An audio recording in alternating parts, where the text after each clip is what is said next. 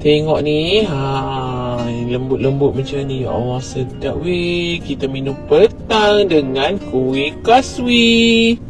Mana-mana lemak macam ni. Ya Allah, sedapnya minum petang.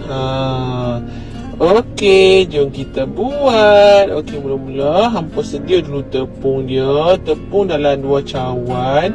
Okey, 2 cawan tu tepung gandum. Okey, lepas tu setengah cawan tepung ubi. Tepung ubi penting tau untuk bagi kilatkan nanti.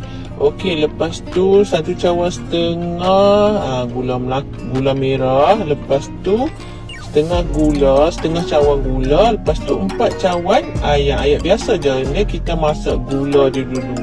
Masak sampai gula merah dia larut. Okey, lepas tu tuanglah atas tepung tadi. Tapis tau sambil tu. Okey, alah tempat kecil sangat, kena pindah ni rasanya. Okey, kita kacau-kacau. Dah pindah dah.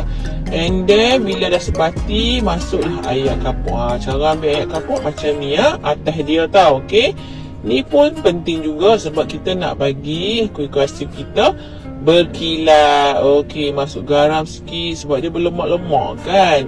So, masuk garam baru sebati. Okey, lepas tu masukkan dalam loyang. Loyang pun sama juga, pun kena tapis, takut tepung dia tak sebati.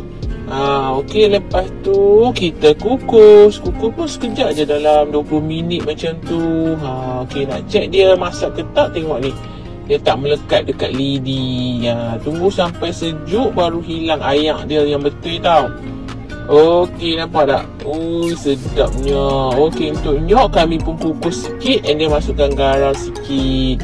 Okey, dah siap dah kuih kaswi. Hampa kena try tau resipi ni. Simple sangat-sangat. Nak minum petang ke, nak untuk jamuan raya ke. Tengok ni cantik je kan, nampak? Gedi-gedi je tu. Apa lagi? Jom kan kita makan.